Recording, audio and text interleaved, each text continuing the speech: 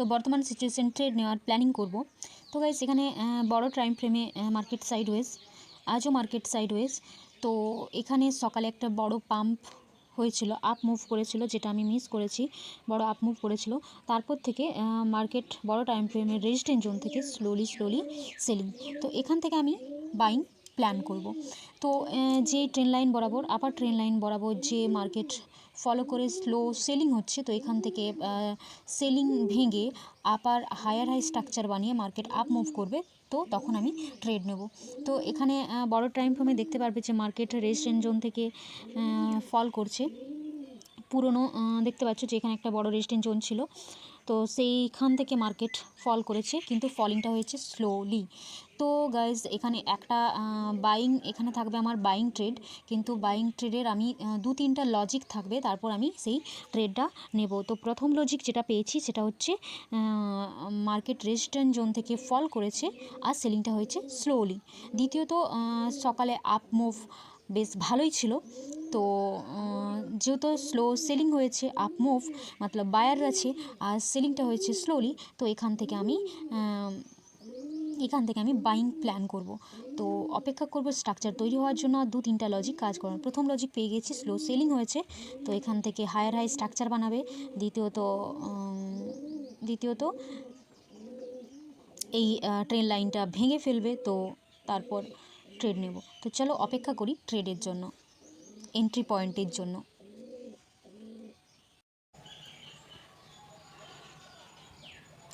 এই ক্যান্ডেল বরাবর এন্ট্রি, এখানে 2-3টা লজিক খুঁজে পাওয়া গেছে।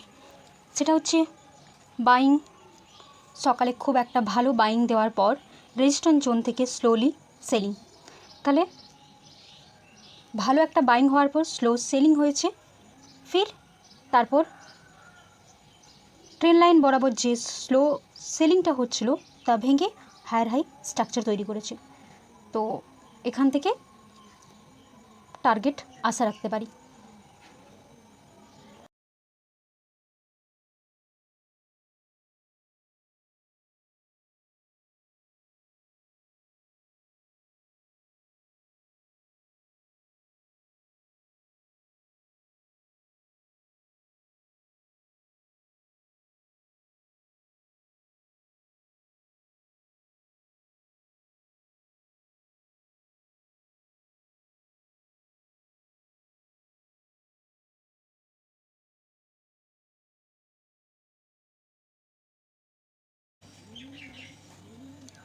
এন্ট্রি নেওয়ার পর market sideways, boring.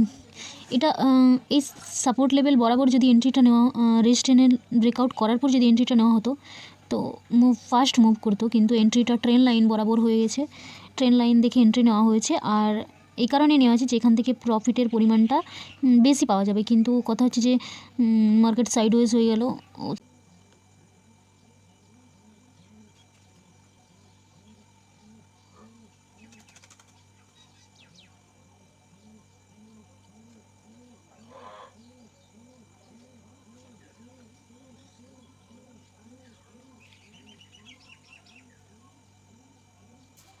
Almost target hit করে, এবার গাইজ টার্গেট হিট করে দেবে। তো বর্তমান তো 1:4, তো 1:4 এখানে আমি অনেক আগেই এন্ট্রি নিয়েছি, বেশি প্রফিটের পরিমাণটা বেশি পাওয়ার জন্য। তো দেখতে পাচ্ছ guys almost target hit, second টার্গেটও হিট করে দেবে। তো চলো গাইজ 1:4 যথেষ্ট, অনেক স্লো বাইং হচ্ছে, এতটা ওয়েট করা সম্ভব নয়। আর টার্গেট 1:4 যথেষ্ট, তো ট্রেড কাট ওকে, আর ওয়েট করা সম্ভব হয়ে উঠছে না। তো চলো গাইস এক্সপ্লেন করব যে আমি সেলিং মার্কেটে বাই ট্রেড কেন নিয়েছিলাম। তো 1:1:1:2 বর্তমান চলছে যে 1:4,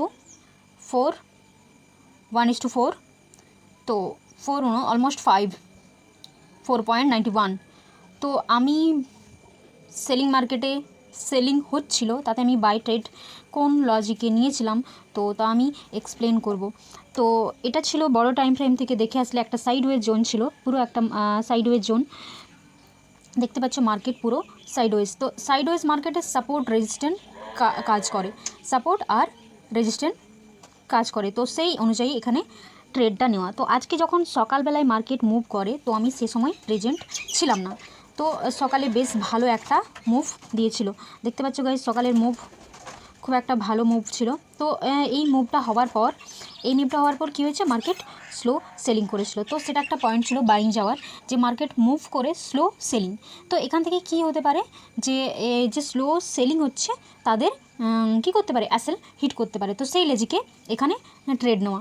তো এই তারপর দ্বিতীয়ত কি, যে এখানে লোয়ার লো স্ট্রাকচার থেকে যখন হায়ার হাই স্ট্রাকচার তৈরি করবে, লোয়ার লো স্ট্রাকচার সে যখন হায়ার স্ট্রাকচার তৈরি করবে, তখন সেখানে কি করব, এন্ট্রি নেব। তো কি আমার 1:2 টার্গেট দিয়ে দেবে। তো এখানে তো গাইজ 1:4 টার্গেট দিয়ে দিয়েছে।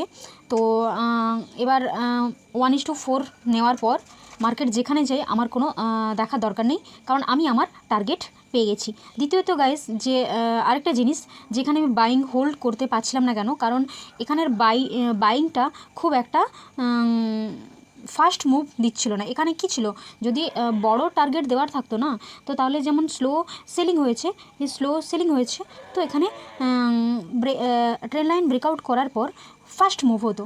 তো এরকম কিছু দেখতে পাইনি। এন্ট্রি নেওয়ার পর মার্কেট সাইডওয়েজ, তবুও 1:4 টার্গেট দিয়ে দিয়েছে।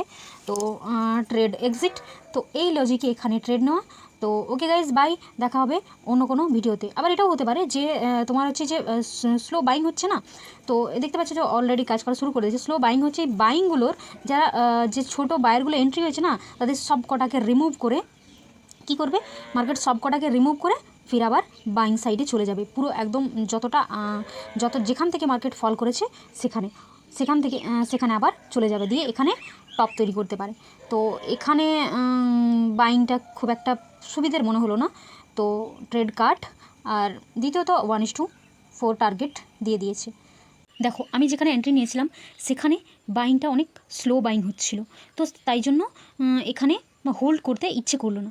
দেখো, এখানে যেহেতু স্লো বাইং হচ্ছিল, আমার বাইংয়েরই প্ল্যান ছিল। আমি আগে থেকে বারবার বলেছি যে এটা বাইং ট্রেড, কিন্তু আমার কী হয়েছে, যে এখানে যে স্লো বাইং হচ্ছিল না, তো এখানে আমার এন্ট্রি হয়ে গেছিলো, যার জন্য 1:4 টার্গেট দিয়েছে। কিন্তু এখানে যে স্লো বাইং হয়েছিল না, তাদের সব কটাকে রিমুভ করে মার্কেট ফটাক করে কেমন উপরে যাচ্ছে। দেখো, আমি এটারই প্ল্যান করছিলাম, কিন্তু কথা হচ্ছে যে এন্ট্রি যখন দিয়েছে বায়ারদেরকে, ছোটো বায়ারদেরকে, রিটেলারদেরকে, তো তাদেরকে রিমুভ করে ফির মার্কেট আবার ওপর।